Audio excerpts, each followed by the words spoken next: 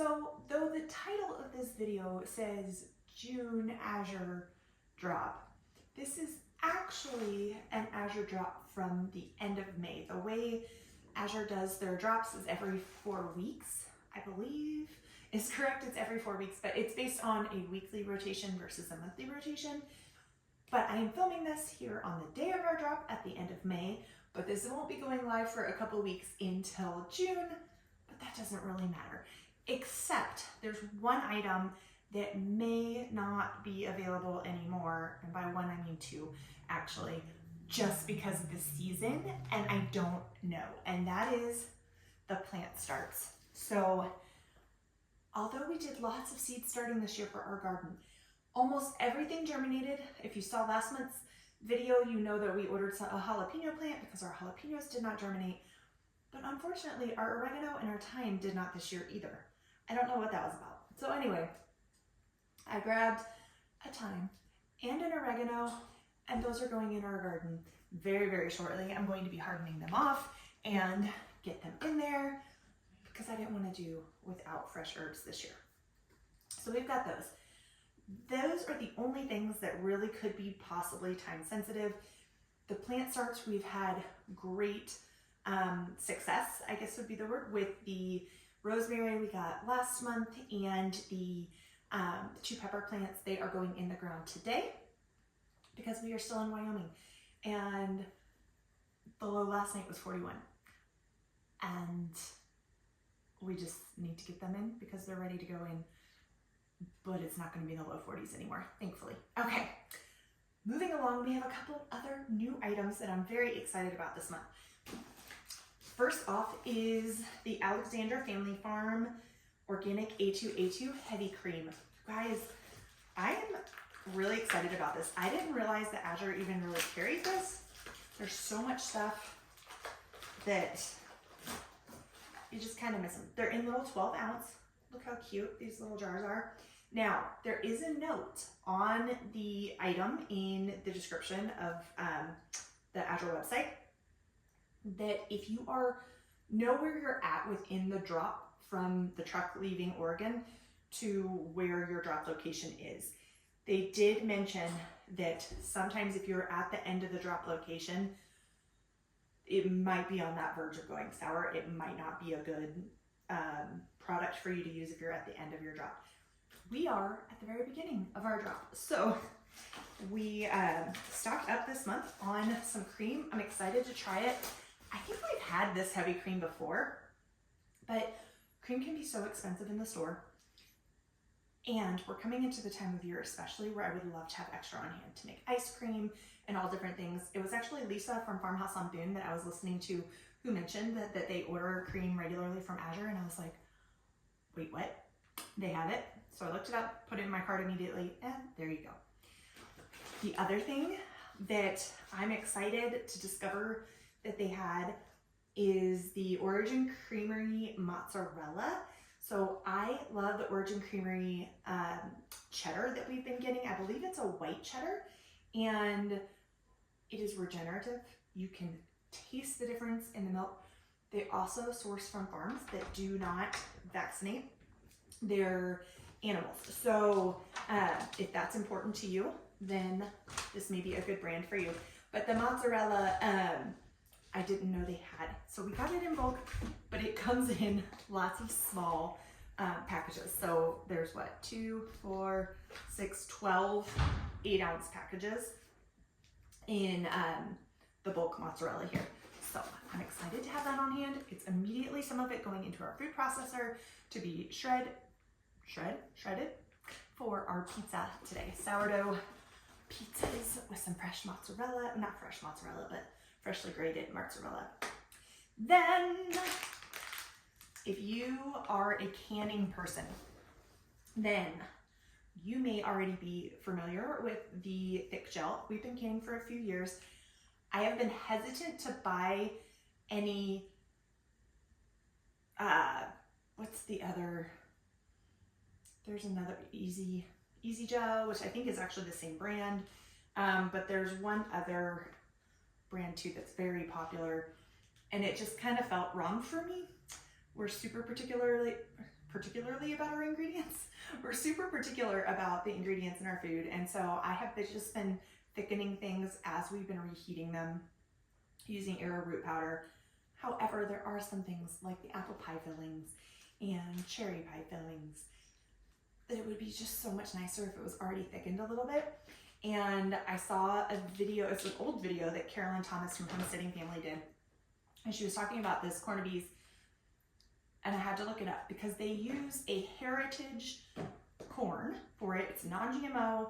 The process they use is mechanical. It doesn't like completely destroy the corn. So this is the brand. I was like, you know what? If I'm going to do some that's a little bit modified, we're going to go with this one, not genetically modified, but modified from its original form to be canning safe. Because your traditional cornstarch, if you use it, it can create a thickness that's hard for the heat to penetrate completely evenly, and you may not have the right temperature going for food safety in there. Use your wisdom and what you your own discernment on that. There are some people that continue to can the cornstarch and have had no issues. It's not really a risk that I want to take, so we're going with that. I break other canning rules, but none that would be like crazy safety things. Okay. Pecans. You guys, these are new to us, not pecans. We've had pecans, but organic pecan pieces. They're raw from Azure, and we never ordered from them before to get pecans. So I'm excited to have some pecans and some more almonds. We have gotten almonds. If you watched previous videos about, I think it was a year ago, I was buying the regenerative ones. They don't have those anymore, and I'm very sad. But I'm going to keep watching for them just in case it's like a seasonal thing, and maybe the harvest last year was not enough from that farm. I'm hopeful those come back. But I did get some raw organic almonds, and these will be getting soaked and dehydrated very soon to deactivate that phytic acid, make them easier for the body to absorb and digest. If you happen to have any tips, I would love to hear on pistachios. These are already roasted and salted. I feel like it's one of those things that if we soak and dehydrate all of our other nuts, the occasional pistachios that aren't going to be that hard on our bodies, but we do get them in the shell versus shelled on purpose because it slows you down and we don't end up eating so many nuts. I am in agreement with the Weston A. Price Foundation on this, that I do not believe that we were created to eat massive amounts of nuts the way that we do in our culture often. Especially, we just think of them as a fantastic source of protein and let's just eat tons of nuts. I believe that causes a lot of issues, inflammatory in the body. And there's a reason God made their shells hard to get through. It was, yes, we can eat them, but not in the massive quantities that we eat them in one sitting all the time. So we get them with the shells on, but I was happy to find organic ones because we have bought them from Costco before and they're not organic. They say naturally opened by the roasting procedure, but the organic label, when you're getting something that you don't know the farmer from, it's not perfect, obviously, but it is better the majority of the time. Okay, then we have, this is a repeat product for us just about every single month, and that is our layer feed for our chickens. You'll have heard me say, eventually I want to get to where we're making it. I would love to be growing it and making it, but baby steps. We get a good corn-free, soy-free, organic layer feed from Scratch and Peck. It's fantastic. Okay, I don't know if the flyer counts as an item, but are you guys hard copy people? I am a hard copy person. I don't always love scrolling everything on my computer, especially when it's beautiful outside, it's sunny, I'm working on getting 1,000 hours outside, so I can take my sale brochure outside. I mean, technically I could take my laptop too, but it's a lot easier to go sit, ground, it relaxes the eyes to look at print instead. So happy to have that. And then last, we have, what is this, 25 pounds? Yeah, 25 pounds of pinto beans. They are the one bean that we were running low on that we have already in stock and have been working our way through. So I love to have tons of canned pinto beans on our shelf. I will take the dry. If you don't know this, dried pinto beans are so much cheaper than canned pinto beans, especially if you can them yourself. That makes them real easy. You get that same good texture. And you can use home rendered lard to make fantastic refried beans. So we've been doing that a lot on our Taco Tuesdays, but then the important thing to remember is if you are price comparing, so I remember my sister when she was first switching over to using dried beans, she said to me, but it doesn't seem like it's any cheaper because a pound of dried beans and a pound of canned beans, it's not cheaper. But that's because your pound of dried beans, when it soaks up the liquid and they get canned, they increase in size and it's more in volume and more in weight than what the weight is of the dried. So it comes out actually super crazy cheaper to do dried, and especially if you're getting them in 25 or 50 pound bags. But don't go crazy. Use what your family is going to use. You guys, I'm not a proponent of buying things that are just going to sit on your shelf forever. And if you've seen any of my videos on our emergency food storage and our bulk pantry growth, that's one of the big lessons that I learned was if it's not an item that we already eat and rotate through regularly, don't assume that you're going to eat a ton of it.